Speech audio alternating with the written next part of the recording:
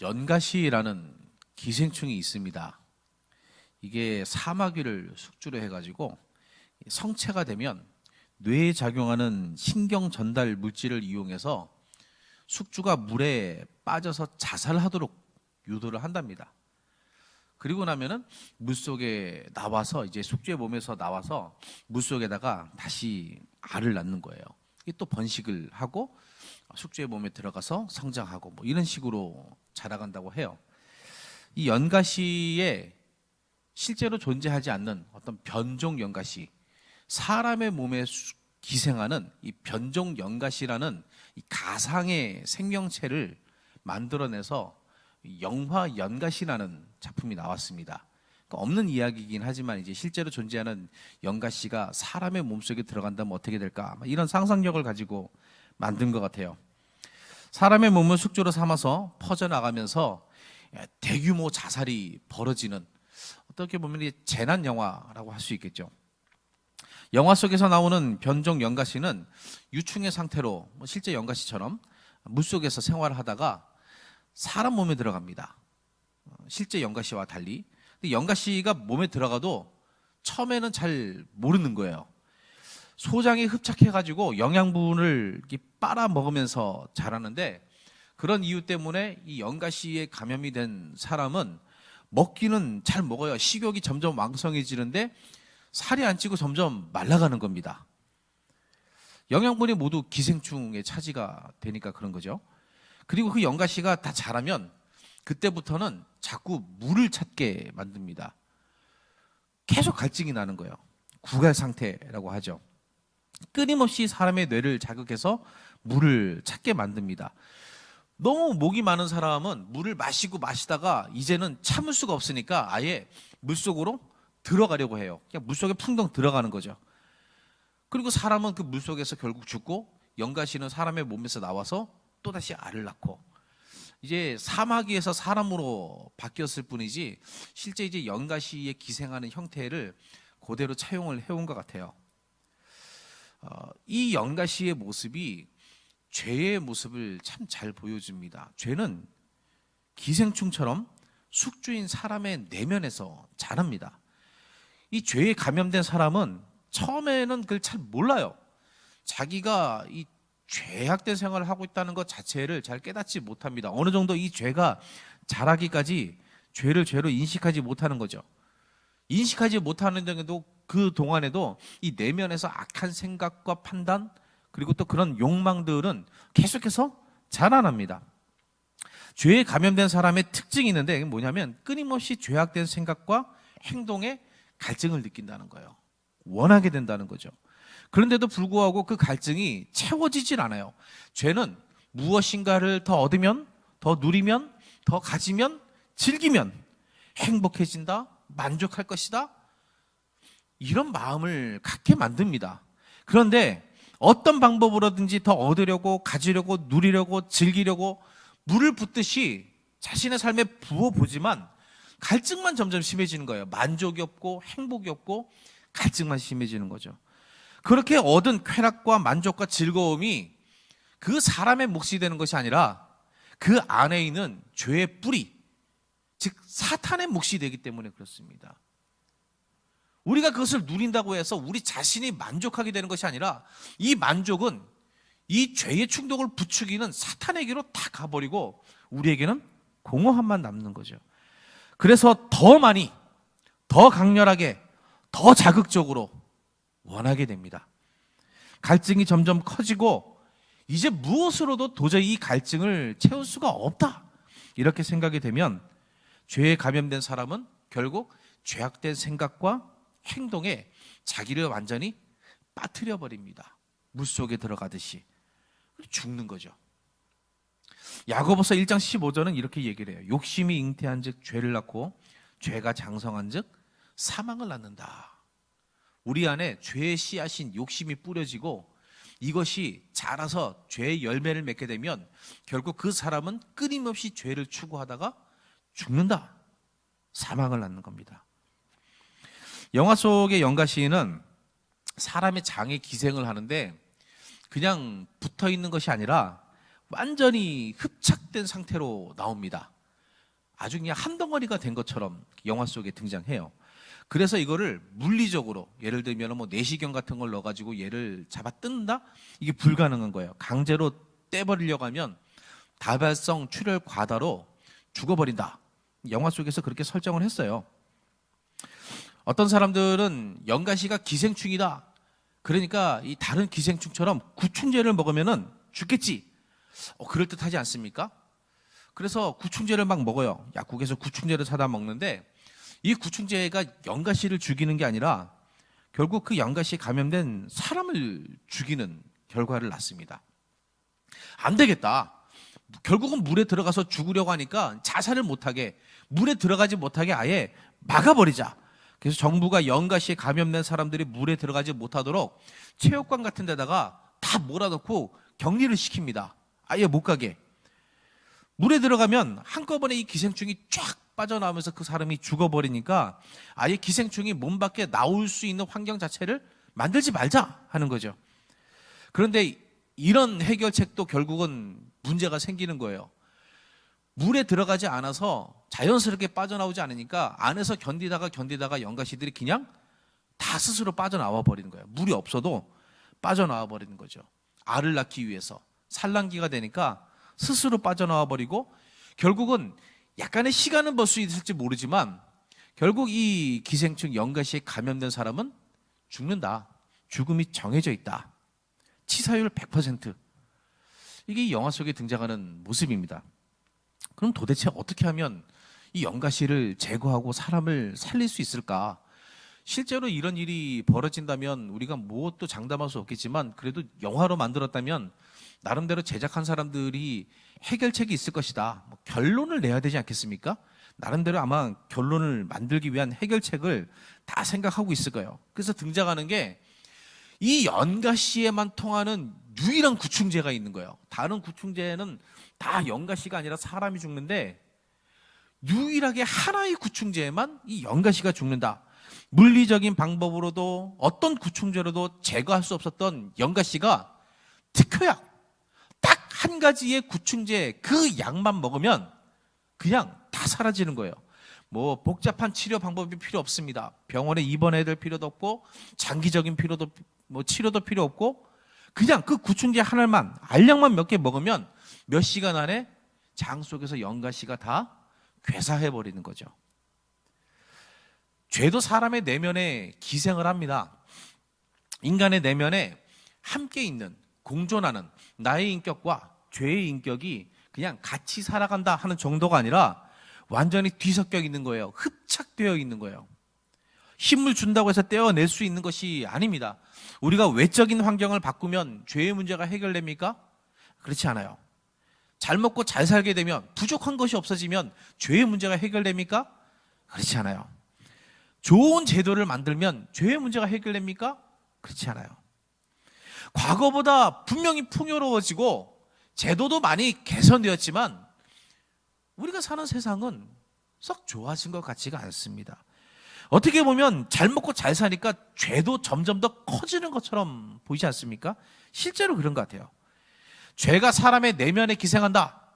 이런 점에 착안해서 어떤 사람들은 내면을 다스리면 된다. 주위의 환경 그런 게 중요한 게 아니라 물리적으로 떼어내려가지 말고 내면을 다스리자. 그래서 심리학적인 여러 기술과 치료 방법에 의존하려고 합니다. 해결되지 않아요. 명상을 하고 자기 암시를 합니다.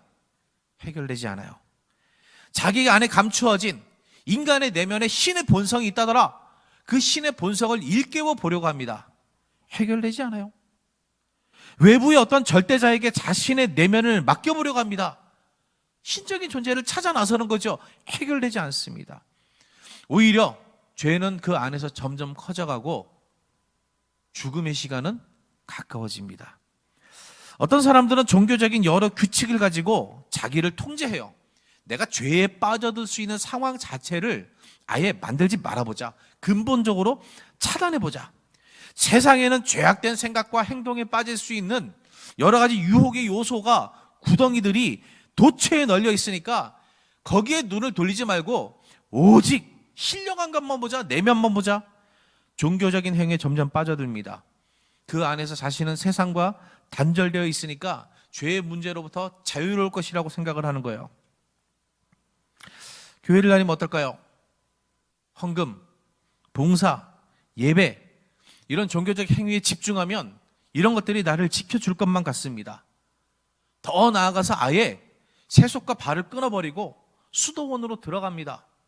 사람의 발길이 많이 닿지 않는 폐쇄된 공동체 사회에 들어가가지고 그 안에서 수행을 하면서 죄를 다스리려고 합니다. 어느 정도의 효과는 있을지 몰라요. 그러나 죄의 문제는 근본적으로 해결되지 않습니다. 숙주가 물에 들어가지 않으면 내가 죄악된 상황에서 단절하겠다고 세상을 멀리하면 결국 내 안에 죄의 요소는 깨끗해 보이는 그 환경 속에서도 스스로 나오게 되어 있다는 거예요. 그런데 죄의 문제를 해결할 수 있는 유일한 방법이 하나가 있습니다. 복음이에요. 그 무엇으로도 치료할 수 없는 인간 본연의 문제, 그 어떤 방법으로도 해결할 수 없는 죄와 사망의 문제, 여기에 유일한 해결책은 복음입니다. 사람이 할 수 있는 그 어떤 노력도 필요한 게 아니에요. 복잡한 방법이나 이론이 필요한 것이 아닙니다. 좋은 환경이 필요한 게 아니에요. 그저 복음이 있으면 됩니다. 절대로 떨어져 나갈 것 같지 않았던 죄의 문제도 복음이라는 특효약 앞에서 힘없이 떨어져 나가고 맙니다. 어떨 때 보면 너무 쉬워서 이게 전부인가? 정말 이거면 되는가? 나은 건가? 나 이제 괜찮아진 건가? 의심을 할 정도로 너무 간단한 방법인 거예요. 복음. 이것 이외에는 없습니다. 사람을 괴롭혀온 기생충 같은 이 죄의 문제가 바로 복음 앞에서 사라지는 거죠. 그런데 이렇게 간단히 끝나면 뭐 얼마나 좋겠습니까? 그런데 영화 연가시 속에서 특효약이 발견되었다. 이 구충제만 먹으면 낫는다더라. 그걸로 문제가 해결되질 않아요. 약을 구할 수가 없는 거예요. 얼마 전까지만 해도 마스크를 구하려고 약국 앞에 줄을 서는 모습 많이 보지 않았습니까? 이제는 좀 수급이 안정이 돼가지고 줄을 안 서시는 것 같아요. 약이 뭐 그냥 귀에서 구할 수 없는 것이 아니라 이 영화 속에서 약을 구하기 위해 고군분투하는 모습이 그려지는데 그 변종 영가 씨의 자신의 가족들도 감염이 된 거예요. 그래서 그 가족들을 위해서 약을 찾아서 고군분투하는 주인공 김명민 씨가 이 역할을 맡았는데 참 보면서도 안타깝습니다. 야, 정말 세상 고생하고 혼자 다 한다 싶을 정도로 얼마나 고생하는지 몰라요. 그렇게 어렵게 노력을 해가지고 겨우 약을 얻었어요. 구했어요. 근데 그 약마저 허무하게 잃어버리고 맙니다. 희망이 다 사라진 거잖아요. 유일하게 해결책인 구충제가 있었는데 그 약을 잃어버렸으니까 절망적인 상황이에요. 이런 상황 속에서 주인공이 한 가지 사실을 떠올립니다. 이거 저였으면 몰랐을 거예요. 약학이라는 것에 어느 정도 지식이 있는 분이 이런 것을 알아내고 그러는 거지 저처럼 그 문외한인 사람들은 몰랐을 것 같습니다. 원료제라는 것이 있답니다. 원료제. 그리고 부형제라는 것이 있다 그래요. 원료제가 뭐냐면 약의 효능을 결정하는 아주 본질적인 요소라는 거죠. 여러분 감기약 같은 것도 이렇게 사 먹어 보면은 감기약이 종류가 굉장히 많잖아요. 두통약, 감기약 종류가 굉장히 많은데 그 감기약 한 가지만 해도 어떤 성분을 주 성분으로 하고 있느냐 한 것에 따라서 약 종류가 다 달라집니다. 그런 거 여러분 아시죠? 그 정도는 그걸 원료제라고 한다는 거예요. 그 원료제가 어떤 애에 따라서 이 효과가 있느냐 없느냐 이게 나눠진다는 거죠. 나머지는 부형제라는 거예요. 부형제는 뭐냐면 그 약을 약의 형태로 만들어주는 거예요. 먹기 좋게 그 약이 몸속에 들어가서 잘 흡수될 수 있도록 또 먹기 좋은 형태가 될 수 있도록 만들어주는 걸 부형제라고 합니다. 뭐 예를 들면 알약의 형태를 만들어준다든지 아니면 연질 캡슐처럼 만들어준다든지 뭐 이런 방법들이에요. 원료제를 올바르게 선택하면 부형제의 성분이 조금 다르다 할지라도 약의 모양이 다르다 할지라도 약의 효능은 정확하게 나타납니다. 그 원료제가 적정량이 들어가 있으면은 네모나게 약을 만들던 세모나게 약을 만들던 동그랗게 만들던 이거를 가루의 형태로 만들던 아니면 연질 캡슐로 만들던 효과가 나타난다는 거죠. 부영제는 약을 쉽게 먹을 수 있도록 돕는 거고 중요한 것은 원료제라는 거예요. 원료제가 있으면 그 특정한 약을 만들지 않아도 변종 연가시를 괴사시킬 또 다른 약은 얼마든지 만들 수가 있는 거예요. 뭐 그렇다고 해서 부영제가 중요하지 않은 건 아닙니다. 부영제는 약을 약다운 형태로 만들어준다 그랬잖아요. 약다운 형태라는 것은 약의 본질은 아니지만 약의 본질이 잘 전달되도록 돕는 거예요. 그러니까 부영제가 없으면 원료제만 가지고 막 퍼먹을 수는 없지 않습니까? 부영제가 어떠냐에 따라서 약을 더 쉽게 먹을 수가 있는 거죠. 그러니까 어떤 사람들이 그 약을 먹는다면 그에 적합한 부형제 그리고 적절한 모양 외형을 선택하는 것도 굉장히 중요할 수가 있습니다. 하지만 여기서 본질은 원료제라는 거예요. 원료제가 되는 복음이 분명히 됩니다. 사람의 내면에 기생하는 죄의 문제를 해결하기 위해서는 그 죄에 대응하는 바른 원료제가 필요해요. 이 원료제가 아닌 다른 원료제로 만든 약을 먹으면 결국 부작용으로 죽는 거죠. 다른 복음을 먹으면 죽는 거예요. 성경은 죄의 문제를 해결하는 유일한 원료제를 분명하게 이야기를 합니다. 예수 그리스도, 전능하신 하나님, 인간의 몸으로 이 땅에 오셔서 모든 인류를 위해서 자신을 주신 바로 그분, 죽으시고 사흘 만에 살아나셔서 생명의 소망이 되신 오직 한 분 예수 그리스도만이 유일한 원료제가 된다는 거예요. 이 원료제가 없으면 특효약이 아닙니다. 오순절 예루살렘에 모인 유대인들을 향해서 베드로가 외친 이 복음의 원료제는 아주 분명합니다. 다른 이로서는 구원을 받을 수 없나니 천하 사람 중에 구원을 받을 만한 다른 이름을 우리에게 주신 일이 없습니다. 우리가 지금 전하고 있는 예수 그리스도, 하나님께서 인간의 모습으로 이 땅에 오셔서 우리의 죄를 대속해 죽으시고 사망의 권세를 이겨 다시 사신 구약의 성경에서 약속하신 바로 그 메시아 그리스도, 이분의 이름 이외에는 우리가 구원을 얻을 수 있는 다른 이름이 없습니다. 왜 그렇습니까? 하나님께서 오직 그 이름만을 우리에게 원료제로 허락하셨기 때문입니다. 우리 안에 이 고백이 분명해야 되는 거예요. 많은 사람들이 세상을 치유할 방법을 다양하게 제시합니다. 이렇게 하면 되면 저렇게 하면 된다. 심지어 복음에 대해서도 예수 그리스도에 대해서도 참 다양한 모습을 제시합니다. 심지어 목사요, 신학자라는 사람들도 예수 그리스도에 대해서 별별 이야기들을 많이 합니다.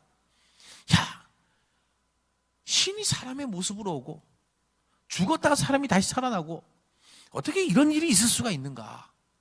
이런 것들은 다 메시지를 전달하기 위한 신화적인 요소에 불과한 거야.